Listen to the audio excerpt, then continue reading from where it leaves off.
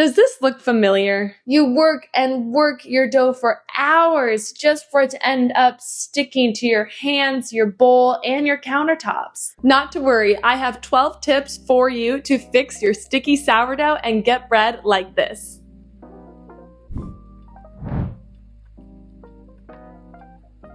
If you only have time to watch one tip, make sure to go to tip number 9, which I believe is the most helpful.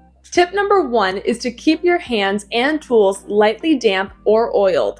This tip is super helpful, and it makes a massive difference. When you touch wet dough with dry hands, it clings instantly. It sticks to you like glue. But if you have slightly wet hands, the dough will keep off much more easily.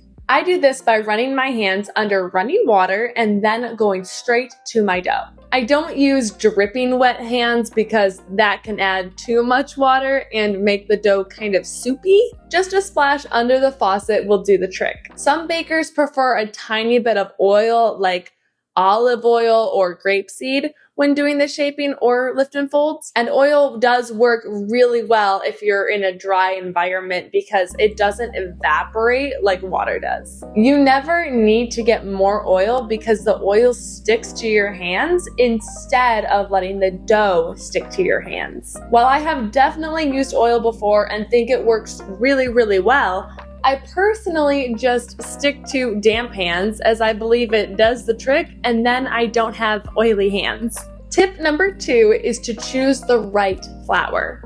Not all flours are created equal, especially when it comes to high hydration. A strong bread flour with a higher protein content, which usually is around 12 to maybe 13%, can handle more water and will develop a stronger gluten, which gives your bread that structure that you want. Lower protein flours, like most all-purpose flours, tend to give way to water and can make the dough feel like it's melting on the counter. If you are doing a high hydration dough, I would recommend using bread flour. You can also blend flours. A mix of bread flour and a bit of whole wheat or rye flour can add flavor and fermentation strength to your bread. But keep in mind that whole grain flours do absorb differently and can actually make dough feel stickier early on. If you're just experimenting with different brands, keep notes on each bag. I'd recommend this because 2 bags that are both bread flour can behave very differently in hydration depending on the mill and wheat variety. Knowing your flour is one of the biggest hidden secrets of a great sourdough. A great bread flour will give your high hydration dough strength to have rise and structure while minimizing how much it cakes your fingers. Tip number 3 is to know how much water your flour can handle. This tends to be where people often overshoot the hydration and then end up with overly sticky dough. Just because a recipe says 80% hydration doesn't mean your particular flour can handle 80% comfortably. A flour from a super humid environment may need less water than one from a super duper dry climate. It's totally and completely fine to start making bread at a slightly lower hydration and then work up the hydration level as you get to know your flour and environment better. It shouldn't make that much of a difference, but it can. If you want to figure out your flour's absorption, try a simple autolyse test. Mix just flour and water until there's no dry flour left. Let it sit for 30 minutes. If it's incredibly soupy and wet, scale back next time.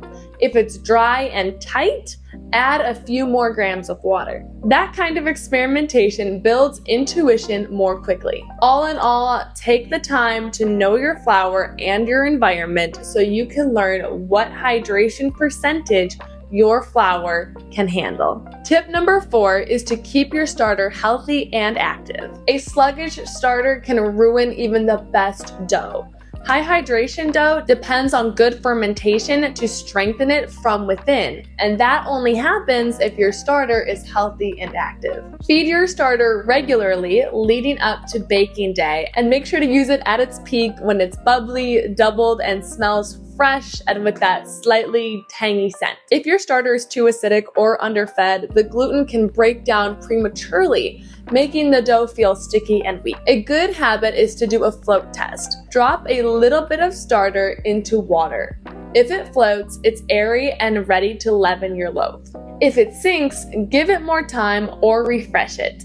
A healthy starter will give you a strong, high hydration dough. Tip number 5 is to develop dough strength during mixing and folding. This is where the magic really happens and the stickiness disappears. At the start, high hydration dough feels like a thick batter. It is sticky, slack, and seems uncontrollable. But as you work it, the gluten network forms, and it starts to transform. To perform lift and folds, I run my hand under the sink water and lift up one side of the dough, and then gently place it down on the opposite side of the bowl. I continue to do this all the way around the bowl until the dough resists the stretch. You can use stretch and folds or coil folds to develop this strength. I like to do 3 or 4 rounds of coil folds during bulk, spaced about 30 to 45 minutes apart. Each round, the dough gets smoother, stronger, and more elastic.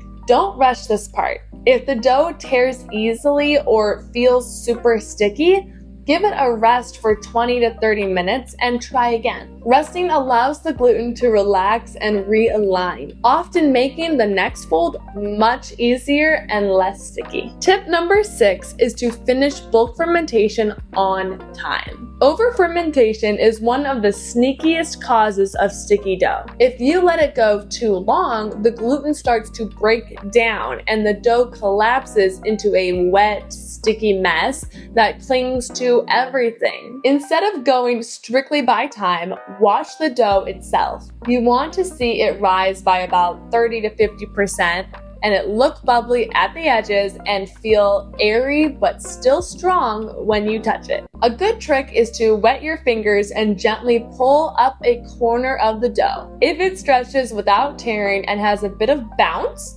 it's probably ready. If it's sticky and tearing, give it a little bit more time. If it's soupy and smells overly acidic or has tripled in size, it's likely gone too far. Making sure to pay attention to the signs your dough is giving you will help you end the bulk fermentation at the proper time. Tip number 7 is to use a bench scraper. This little tool is your best friend for sticky dough. It lets you lift, fold, and move the dough without tearing or getting it all over your hands. You can use it to clean your work surface between folds, to help during the shaping, or even to flip the dough in and out of containers. When working with high hydration dough, think of your bench scraper as your number 1 helper. It doesn't stick, doesn't get tired, and helps you stay in control. If you are struggling with sticky dough, rely more on your bench scraper and less on your hands. Tip number 8 is to make your banneton non-stick. When it's time to shape and proof, nothing's worse than your beautiful loaf gluing itself to the basket. The easiest fix to this problem is lining your basket with rice flour. Unlike wheat flour, rice flour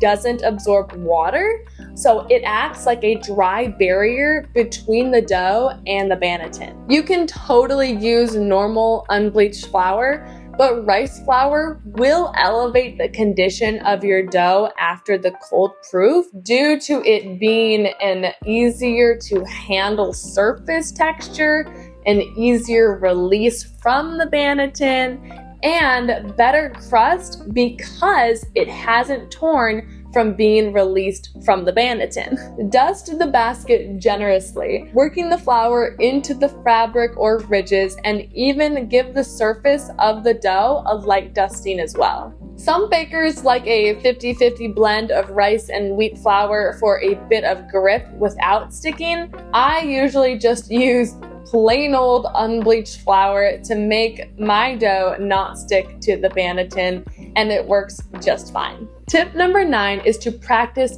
proper shaping technique. This is perhaps the most important tip. Shaping is the part of the sourdough process that most people struggle with when they refer to their dough being sticky. Shaping is where confidence matters. Hesitant or slow movements tend to cause sticking, while quick, powerful, and purposeful motions keep the dough moving. Lightly flour the counter if needed, but don't cake it in flour. You actually want some grip so you can build tension on the surface of the dough. Shaping takes some time to become good at, but the more you practice, the better you will get at it. Use your bench scraper like an extension of your hand to guide and tuck the dough into shape. If it's sticking, pause and lightly wet or flour your hands rather than panicking. And remember that the less you poke and mess with it, the better. Shaping is quick. You stretch, fold, tighten, and then move the dough into the floured basket. If you can master confident shaping, you can handle any hydration dough. Tip number 10 is to use the fridge to your advantage. When trying to avoid stickiness, cold dough is a dream compared to warm dough. After shaping, place your loaf into the fridge for its final proof. This can be just a couple of hours, but mine is usually overnight. Chilling the dough firms up the surface, makes scoring much easier, and often improves the flavor. You can also chill the dough briefly if it's getting unruly during the pre-shaping or shaping. Even 15 or 20 minutes in the fridge can make it much easier to handle. Plus, if you're not ready to bake immediately, cold proofing gives you flexibility. I always cold proof for the flavor, but also because it makes handling the dough the next morning so easy. Tip number 11 is to practice scoring your dough. This is also where people often struggle, but a sharp blade and decisive movements make all the difference. Use a fresh razor or a well-sharpened lame and make quick, clean slashes rather than sawing. It gets stuck sometimes, but you can just keep going. You need to make confident slashes so that your dough does not stick to the razor. Scoring cold dough straight from the fridge really helps the blade glide through without clinging. If your blade is sticking, you can lightly oil it. I personally don't do that, but I've heard that it's been helpful for other bakers. Also, remember that you don't need to go super deep. In fact, a shallow and confident score will open beautifully in the oven if your dough is fermented and shaped well. Practicing your scoring technique will help you to prevent dough from sticking to your razor. Tip number 12 is to maximize steam in your home oven. Steam is crucial for high hydration loaves. It keeps the crust soft in the early minutes of baking, allowing the loaf to fully expand before setting. The easiest way to make sure you are getting steam is to use a Dutch oven, which traps the steam naturally. If you do not have one, you can cover your loaf with a preheated roasting pan for the first 20 minutes, or place a tray of boiling water on the oven floor. Both of these techniques work for creating steam. Some bakers even toss a few ice cubes into a preheated cast iron skillet. The goal with all those techniques is the same, which is to trap that moisture so that the dough can expand without ruining the crust. Once you get comfortable with these techniques, the dough stops feeling like a sticky mess and starts feeling like it's working with you instead of against you. High hydration sourdough is a skill game, not a luck game. And with these tips, you'll be shaping beautiful open crumb loaves in no time. Watch this video to avoid common sourdough mistakes, and I will see you next time.